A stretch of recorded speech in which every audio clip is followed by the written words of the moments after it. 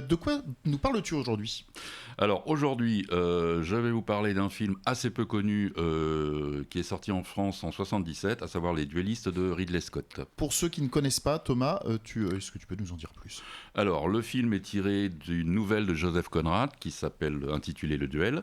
C'est ce même Conrad qui va inspirer Apocalypse Now à Coppola, puisque Coppola a tiré le film d'une autre œuvre de Conrad, Au cœur des ténèbres. Les Duellistes, c'est l'histoire d'un duel, comme son nom l'indique, qui va opposer deux hussards napoléoniens.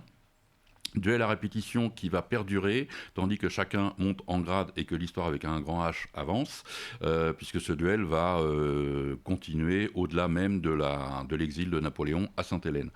À noter que c'est le premier long métrage de Ridley Scott qui sort de la publicité. Il a déjà réalisé à peu près 2000 publicités, mais c'est son premier film en tant que réalisateur, film où il reconnaîtra l'influence de Barry Lyndon, de Kubrick, qu'il assume parfaitement.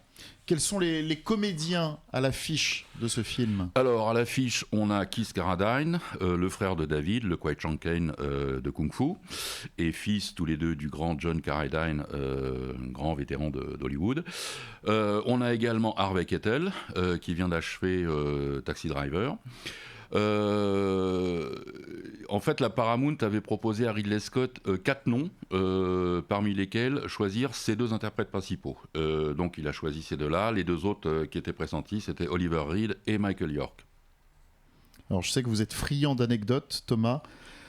L'une des premières anecdotes que vous avez choisi de nous raconter, elle concerne les pépettes, le budget. Oui, alors en fait, au niveau budget, le film est entièrement tourné en extérieur parce qu'on n'a pas assez d'argent pour tourner en studio. Une grande partie du film est tournée en France, à savoir en Dordogne et plus précisément à Sarlat. Le reste de la production se fera pour les scènes de campagne napoléonienne en Écosse. Il y a quand même eu un petit peu de pépette pour une scène, à savoir un duel au pistolet. Le souci étant que le pistolet engagé par la production coûtait 17 000 livres et qu'Harvey Keitel avait insisté pour le balancer par terre à la fin de la scène et craignant un petit peu que les dégâts que ça pouvait provoquer, Ridley Scott en fait a fait installer tout un tas de matelas autour de Keitel pour que quand il balance le pistolet, celui-ci ne subisse pas de dommages. La bande-son ? La bande-son, c'est aussi une très très belle bande-son d'un compositeur qui s'appelle Howard Blake.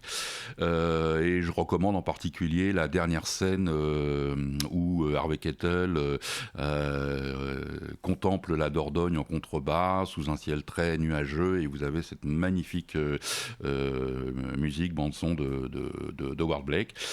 À noter quand même que ce film va remporter la Palme d'Or de la première œuvre à Cannes en 77. Donc pour un premier film, c'est un joli galop d'essai de la part de Ridley Scott. Et pour en savoir plus, vous pouvez retrouver cette interview sur notre site et notre application Radio Sensation. Un zeste d'info sur Sensation.